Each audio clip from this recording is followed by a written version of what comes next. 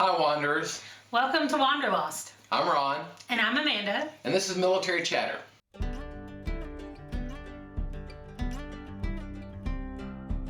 So we're starting a brand new series that's going to be about moving in the military. So I know we talked about PCSing, and that's like the overview of how you move around, but we're going to talk about like actually breaking it down. Well, we're going to talk about how you move because we got our new assignment. We are moving.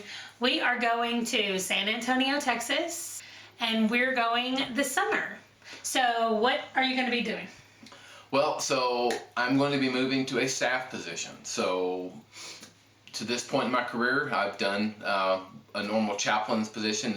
Here I'm a deputy wing chaplain. So from a church perspective, think maybe as an executive pastor or something like that, managing all the other staff. But this, I'm going to be working staff, and so there won't be day-to-day ministry, no chapel to manage, no preaching, no day-to-day. No counseling, like no day-to-day visiting. The people probably in where I'll be working will sort of become unofficially pastored by me. I think that's going to be really weird. Yeah, so it's moving from ministry to what sometimes we call administry. So it's going to be a lot of admin stuff. Oh my gosh. That's what it is. So it's going to be totally different, just in general, because it will officially have no required duties on weekends. And now, as a deputy wing chaplain, I have less. But then there is the occasion of needing to do sort of things. But there'll be no duty chaplain or any of those sorts of things. No on-call cell phone stuff. So I get to go back to one cell phone. Right. It also means that we're going to be looking for a church. So anybody in San Antonio that would like to recommend churches for us, let us know. Anyway, so that's going to be totally different. And so we're looking forward to it, though. So what are we looking forward to? Well, and how do we, we're looking forward to the whole adventure of the whole thing. And part of that for me is the planning about how we physically get to San Antonio. And so she nerds out. Let's just be honest. I do. So well, hang on, but what are you not looking forward to in the move? Specifically in the time frame. In the time frame? Mm-hmm. I don't know. What am I not looking forward to? That it's going to be really hot? It's going to be hot. Yeah, it's going to be hot this summer. I mean, we're in the middle of a blizzard right now here. Yes. So it's a little bit frustrating that we're so cold right now, and all I want to do is complain about the cold. But I know that when we move this summer, it's going to be really hot. Yeah. In Texas. So like Texas hot. I'm kind of trying to enjoy the cold a little, and also I hate it because it keeps us from doing things that we want to do. But anyway, but the planning part. So I have been looking at a map, deciding where we're going to be going on our route to get there. We're definitely not just going straight from Ellsworth down to San Antonio. So we really want to see some things on the way down. We're going to take our time, and part of that depends on when we have to be there. Yeah, so when you get orders to PCS in the military, you get what's called a report no later than date. And that's the date you have to be present and signed in at your new duty station. So everything works backward from that. So we've got what that date is for us. So we're looking at how much, because you get a certain amount of travel time to get from one duty station to the other.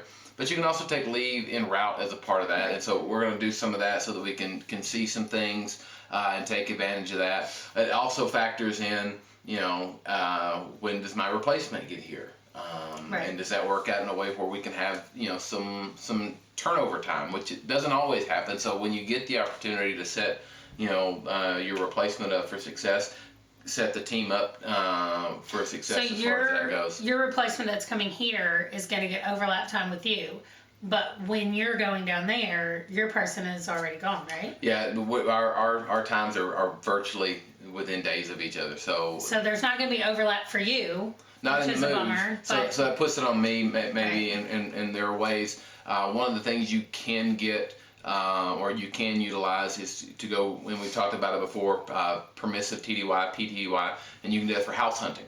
And that's, I think, 8 days that you can do for that. I don't know. It's free leave to do that. So that may be an opportunity that you can go down early, kind of scope out the area, look at housing, and maybe, be able to go into what will be your office and kind of get spun up on some things. So we'll see how that works out. That all kind of depends on how other scheduling things go, that sort of stuff. But we just wanted to do a short little video to say we know where we're going. And I know some of you already knew that if you've been in some of the chats and the live streams and stuff, we've talked about that. So not our live streams, but other people's. So I'm sure that some of you have seen it and already knew where we were going, but we just wanted to make an official announcement video about it and set up a new Military Chatter series where we're going to talk about moving. Like I said, we talked about sort of the overall kind of PCS process, but this is going to be a little bit more nuts and bolts as we go through that process. And the first thing for us is that it's going to be a little bit different. We've never done this type of move before because we're going from a CONUS base to a CONUS base. I've already said what CONUS means, and I'm going to have to do it again. You're welcome. Okay. We've never done a stateside move. It's where we go without having to go overseas. And so that's totally different. So we'll talk about in the series some of those different things that happen. But this one, as I was talking with the guy I'm replacing with down at the new position, that this will be a cakewalk comparatively because of all the other steps that you have not as much with an overseas move, which we'll talk about in the series. But what are kind of the big things we're going to talk about? Yeah, so I made some notes. So we're going to talk about the difference in packing when you're going overseas and when you're staying stateside, and some of the tips and tricks that we've learned about packing from all the years and the times that we've done it. We're going to be talking about what a Diddy move is. I'm not giving you what that is yet. You'll just have to wait till that video. Cliffhanger. That's right. Or a partial Diddy. So. Ooh. I know. Okay, what else? We're going to talk about when you move, depending on whether it's states or overseas, there's different shipments that you get, and there's some tips and tricks for those, and some ways that you can do that to really maximize what you get your things over there, and to make life easier for you until you actually move. Right, and I think that a lot of those packing tips, some of them will be military specific in the way that it works and the way that we have found to make it work easier. But some of it just in general, I think, are good tips for packing or going through your stuff occasionally. Yeah. Even to pretend like you're moving, just so you don't live in a house for 20 years and then go, wow, we have a lot of stuff. We tend to just pack our stuff up once or twice a week, just see how many boxes it takes. Okay. Anyway, Jeff we're also. May sue me. That was Bill Engvall may sue me on that one. Yeah, we're also. Yeah, he watches our channel. You don't know. Okay, we're also going to be talking about our mindset and our philosophy that we have around moving and around starting new seasons in our life. I feel like that we're lucky that we have an actual break where a lot of people don't get literal breaks in their life where you take everything and move to another place. And so I just think that it can be used in a better or a different way in everybody's life, just the mindset that we have about moving, and it doesn't even have to be about moving. The other thing is the location of where you're moving. If you're in the military or not, and you're looking at where you're going to move, and what does that mean? Like, what are the first things that you need to know about? What are the things that you want to find out about, and how do you find out about those things? Anything else? Housing.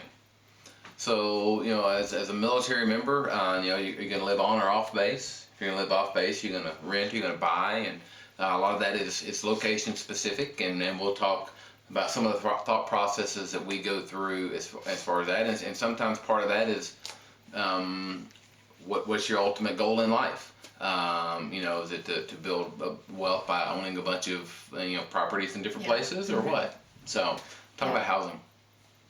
And that's about it. So, and then of course we will answer questions after it's over. And don't forget that we're going to be doing the kids Q&A. So anything you want to know about military kids growing up in today's military. I know we have a lot of you guys that are adults now that used to be military kids.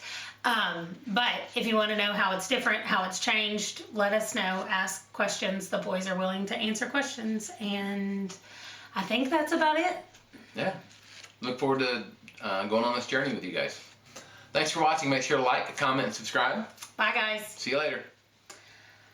Hey, Wanderers. What am I saying? And then you say. This is military chatter. Got it. Hi, Wanderers. Welcome to Wanderland. I forgot what I was supposed to say again. Okay, go. You, I came home I'm ready. early for this. I'm ready.